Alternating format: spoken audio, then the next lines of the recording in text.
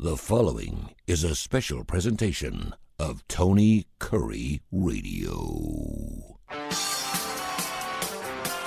Want the real story behind the sound bites and headlines? Let's find the facts. Remember, it's not a conspiracy theory if it's the truth. You are not paranoid or confused. You just need to know. Okay, let's make this happen on a new week. It's time for everything you need to know. Kip Keefer with you, as per usual, to talk about what subject is on my mind today. And I think if anybody listens to the program regularly, you know my mind is never really empty in terms of things that I care about and want to talk to you about and give you my perspectives. Again, if you're new to the show, the whole idea is to present things from different angles that are happening in our world and our country and talk about them in a way that perhaps will give you a different way to look at things. I always say on this show, and I mean it sincerely, that this is not a show to tell you what to think. This is a show to allow you to think by having a lot of the facts and a lot of the angles to these stories that we are being only told one side, if any, in this day and age. I want to start off this program by painting kind of a visual picture for you. I was lucky enough back in March Madness when the NCAA basketball tournament began. Birmingham had a chance to host the opening round, which had not happened in a lot of years. And, of course, that event was held at the Legacy Arena at the BJCC. The arena had undergone extensive renovations.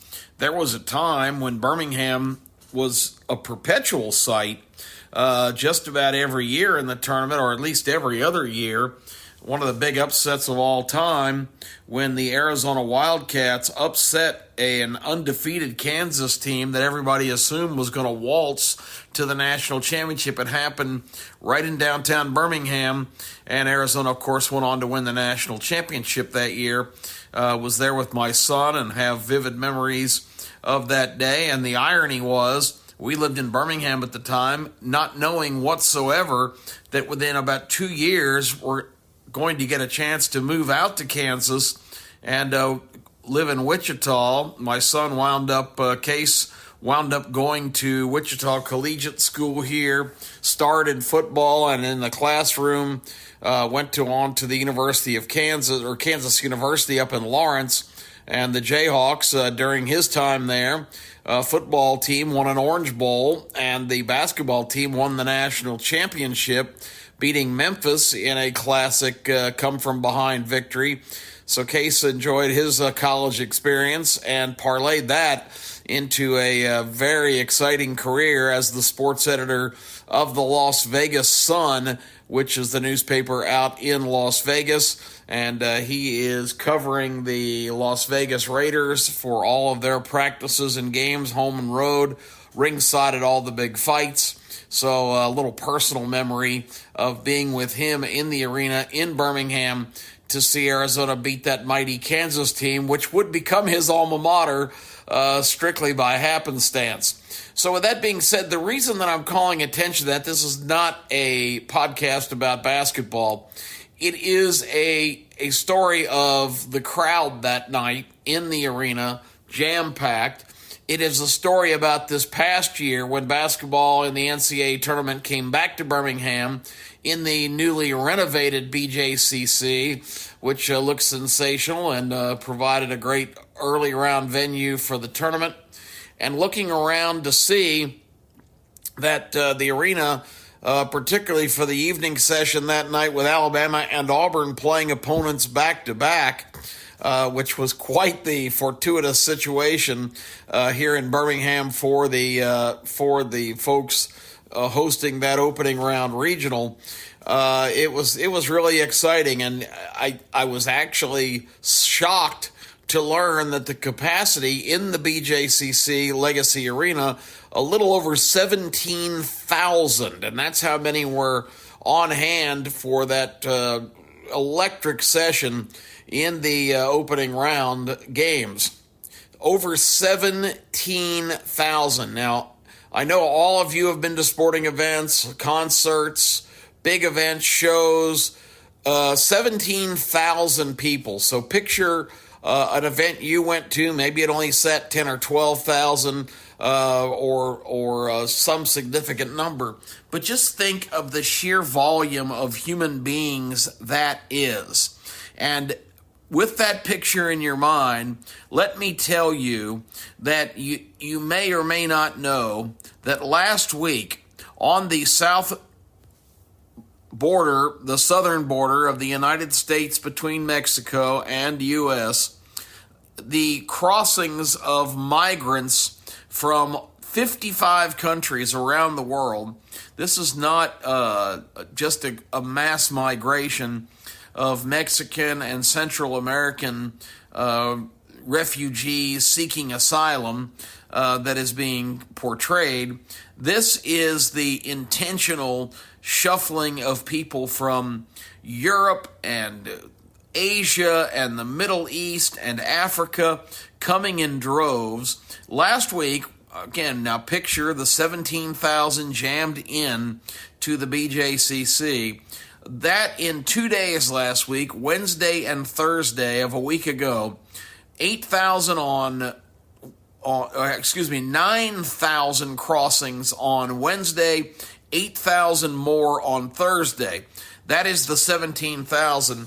So look at that packed arena in your mind. That's how many people walked across our border and into our country with no accountability, no records being recorded. They'll tell you that they are given a court date to appear later on. Recently, a guy who committed a murder in this country, it was found out that his court date to appear to justify his existence is not till summer of 2025. This is absolutely preposterous, and it's not working at all.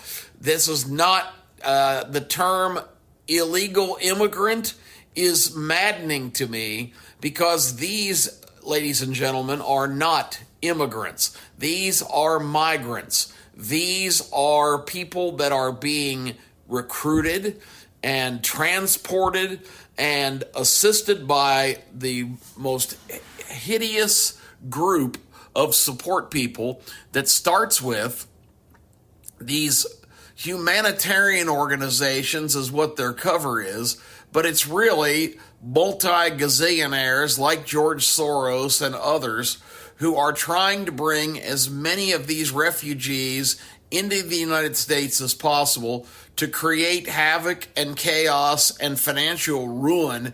It's the best way to attack America without using military means, because this is far more effective. This is the largest invasion force ever organized in the history of this world. So far in the Biden administration, in just 3 years, an estimated 7 to 9 million people have just walked across the border and come into this country and are spread out now all over the place. These are people that have been promised that they will be housed, they will be fed, their children will be educated, they will have medical attention, they will have all the opportunities of U.S. citizens and more, because U.S. citizens who have lived in poverty and lack of opportunity and hopelessness for many years are now downgraded to a lower status as our country scrambles to accommodate this invasion force. And that's what it is. Now, I've said on this program before, I have no problem with anyone who wants to better the lot of life and improve their family's opportunity, the lives of their children, their economic success. I think that's a great thing. And this country has certainly had a legacy of tremendous influx of people who have come here intent to be Americans and roll up their sleeves and become part of what our country is all about. That is not what's happening here, and it has not been the case for many, many years. People coming here still walk around carrying the flags of their home nations. They hoist them at whatever encampment, sometimes just living on the street. They still wear T-shirts and paraphernalia identifying where they're from and their pride in those places. They are not here wanting to become Americans per se. They do want to become Americans in the sense that they would get all of the services and all of the handouts that they have been promised, but they do not want to assimilate and join our country as a contributor. They just want the free stuff and the opportunity to cash in that they have been offered to come here. And if you listen to analysts who are at the border and watch people coming through our country, yes, there are many families, women and children, but the vast majority are single men, early age men in their early 20s, maybe even 30s, but just single men coming across the border. And again, ask yourself the question, the financing of this. If you live in the Sudan or in Indonesia or Vietnam or anywhere in the world, migration and illegal entry into a country, people that are supposedly seeking asylum, these are people that usually travel through the desert and stagger along for days and days and are absolutely obsessed with getting to the place where they feel like they'll be taken care of. And that is not what's happening here. These people are being transported. And you have to ask yourself the question why. I think I just laid it out a minute ago. They're being flown from places all over the world into the Mexican peninsula, and then they're not even asked then to walk hundreds of miles to get to the U.S. border. They're put on trains and trucks or transported in private vehicles and deposited at the brink of entering this country. They have to cross, in a lot of cases, dangerous waters in Texas rivers, particularly the Rio Grande. We had 3 migrants drown, including a 3-year-old boy last week, which is just heartbreaking and terrible. But these people are delivered to the doorstep to come into this country. And again, the reason that they are is because, well, there's multi-reasons. The Democrat Party, with their policies, has completely turned their attention away from the working class persons. You look at the terrible strike right now against all 3 major auto companies by the United Auto Workers. Promises were made that have not been delivered. It is a very touchy situation. There's a lot of labor unrest in this country. Americans are not happy. And the pool of new workers for industry is part of this. But the biggest reason is the fact that these people are looked upon with great eagerness by the left movement, which has hijacked completely the Democrat Party. They are already scheming, as they already have been successful in doing, particularly in California and some other liberal spots like New York State, of getting these people identification cards, even driver's licenses, which automatically correlate into automatic voter registration. Now, you talk about things that are intensely against the United States Constitution.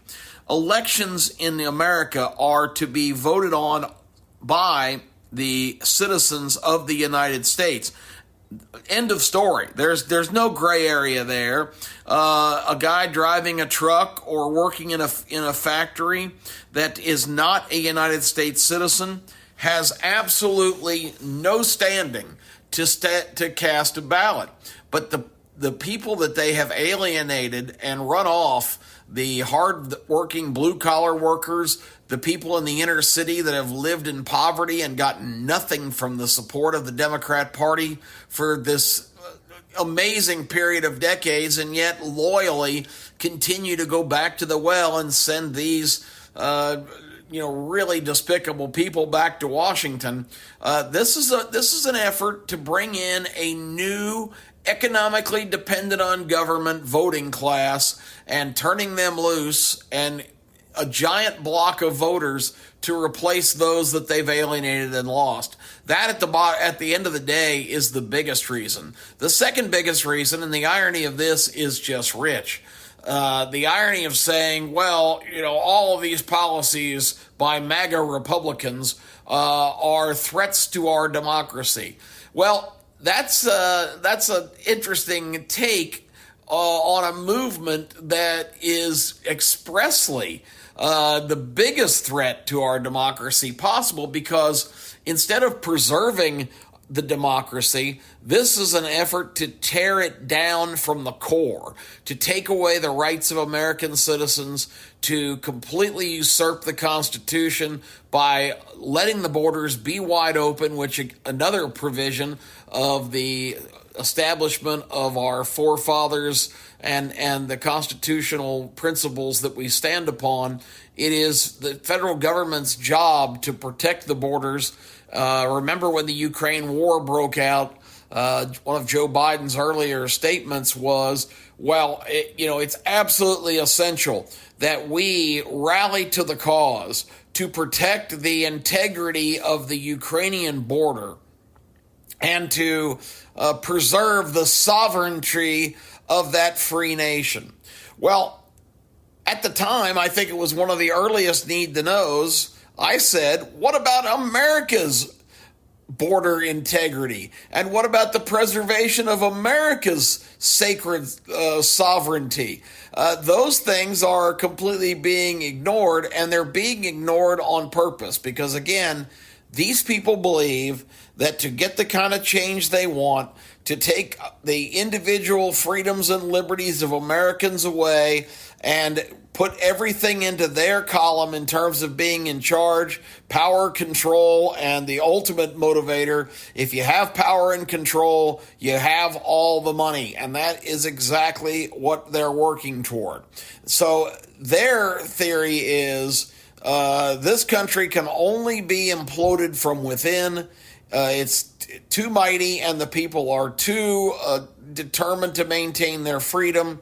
The way to beat it is to put pressure on from within the situation itself and tear down democracy, to build something new, to do a reset and create this massive, all-controlling federal government. What we've had for 240 some odd years has to be torn down. So when they tell you that there's a threat to democracy, the threat to democracy are the people trying to rip it to shreds and completely overhaul everything we hold dear, our founding principles, our liberties, our freedoms, and everything else that it establishes our right to be Americans. Look at all the institutions that are completely under siege. Your right for free expression and free speech. There was a huge opinion issued by a federal judge recently of how the federal government completely stepped on the rights of millions of Americans by censoring comments on social media and also threatening individuals who were publishing things that were not favorable to their agenda. Remember, as I always remind you, this is a movement who says we believe in truth, not facts, but their truth is not the truth. Their truth, the truth that they stand by, is the benefit of the movement they have going on and the enhancement of making that succeed. And anything that threatens that is something that they do not have any use for, and those useless and bothersome facts, that completely refute everything that they're trying, every rotten banana they're trying to sell you. Those are the worst things of all. So they believe in truth, their truth, not the truth, not facts.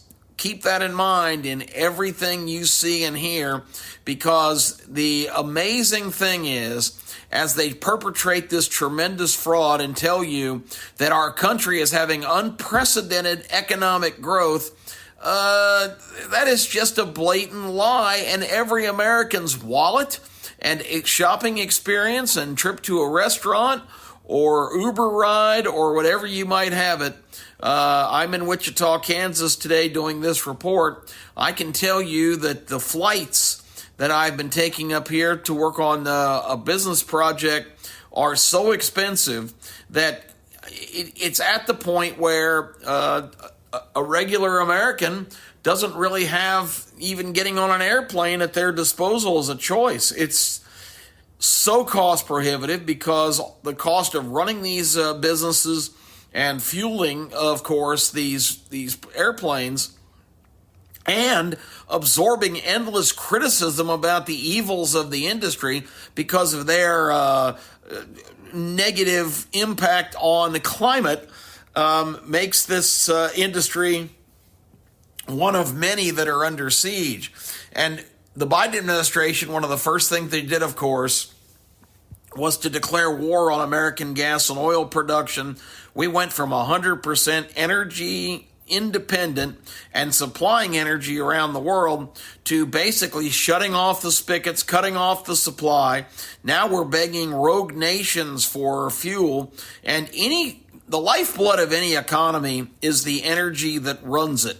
And you continue to hear that we've got to turn the page right away. They used to just call it climate change. Now it's a climate crisis. You notice that introduction of the word, that it's imminent, that the whole world is, as we know it, is going to be destroyed. This is the biggest threat existentially to everyone on this planet, because our complete disregard for our carbon influence on the atmosphere is causing the world to just come apart at the seams. Once again, a planet that's been here 4.5 billion with a B, 4.5 billion years this planet has been here. And I think that if there's any adjustment going on in the in atmospheric conditions, the climate, anything whatsoever, the quick blip on the radar of the last 140 years of industrialization has nothing to do with the situations that may or may not be taking place. This crisis, this climate crisis, is a contrived, intentional tool to scare people and to also be able to empower government to force emergency procedures. We saw it during COVID, and they're trying to shape it up again. Let me just tell you, I will not be taking any COVID injections, and anybody who tells me it's mandatory is going to have to pin me down and administer the shot themselves, because I am not getting it willingly. Let me give you some quick evidence on that, because we're starting to get spread all around. But you notice they're not calling these latest boosters a COVID vaccination. No, they've had to get away from that. Now they're telling you you can get your flu shot and your COVID shot at the same time. And there's even some kind of commercial with this stupid jingle. They're spending money to promote the doubleheader of a flu and COVID shot. They're not even bothering to call it a vaccine anymore, because they can't. A vaccine prevents the spread of disease and prevents someone that receives the vaccination to be able to contract it. This is not a vaccination. It's a COVID shot, allegedly to lessen the effects of someone who may be infected with the disease. But it's just another moneymaker. The government wants you to comply. Don't be surprised here, coming up into an election year, if this, quote, new strain, unquote, of COVID becomes a major concern, and we're going to have to go back to emergency procedures. because they want to run the election the exact same way they did the last time, with all kinds of special provisions. So there's not any accountability for ballot security, and there's no checks and balances on who's voted and who hasn't, where they voted, how they voted, and how many times they voted. It's a subject for another day. Quickly, I think it's unraveling the strategy of getting all these people in the country, because if you look at New York City and Chicago and California, the problem is so profound now. You've got liberal Democrat mayors crying for the federal government for help. Now, of course, what they want is money, and they don't have any more of your and my money really to give them, with a $33 trillion debt already, 8 or 9 trillion attributed to the Joe Biden years. It's a pretty sad situation right now. They're begging for more money to spend on more programs for these people, and also begging to give them work permits and IDs so they can function in our society. But the problem with that is that just incentivizes more and more people from around the world to come pouring into our country and completely change everything we are here. Because again, they don't aspire to be Americans like your and I's ancestors, who wanted to come to a country of liberty and freedom. These people want a handout, and it's a harsh way to look at it, but it's just the true reality and the truth, and everybody better be wise to what is going on here. These are people that are being recruited and transported and assisted into the country by the most heinous crime organizations on the Mexican border, the cartels, who are making, they thought the drug business was good, and they're packing down a lot of people with illegal drugs, methamphetamines, cocaine, heroin, and fentanyl. They're killing over 100,000 Americans with their drug interdictions and distribution around the country already. But the business of smuggling people into the country and requiring them to cough up thousands of dollars, these are supposedly bedraggled immigrants that don't have any means, that are desperate to get in the country.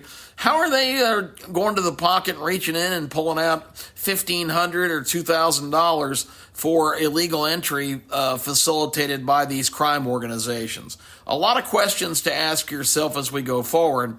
And one final thing, the situation of matters like this always lead to profiteering people to take advantage of the situation. Now there's a Hispanic language commercial running all over the world inviting people to come to Texas. There's a large land mass near Houston that is being developed by some Texas businessmen in partnership with these mighty Mexican drug cartels. They have acquired all this property, and they are advertising that you can come here as a migrant with very little money. A couple of $100 supposedly will serve as a down payment, and you can purchase and actually own a lot in this land area that's southeast of Houston.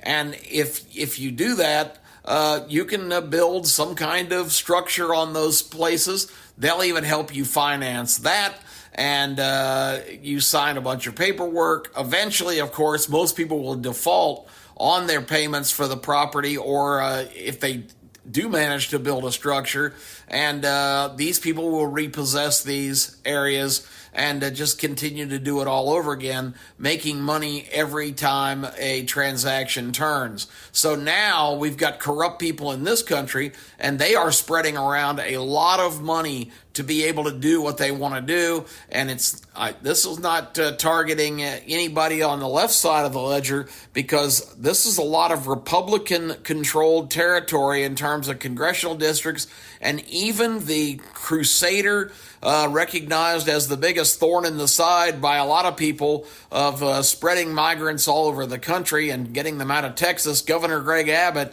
who's a diehard Republican, a $1.8 million contribution to his campaign war chest has been uncovered by the individual, Mr. Harris, who is the principal force behind this selling of land and property in America. The target is to get these people settled, get them IDs, and get them to the point where they can go to the ballot box and vote as non-Americans and usurp all of your votes in the election and put in people that will turn states that are red blue, and the trend continues.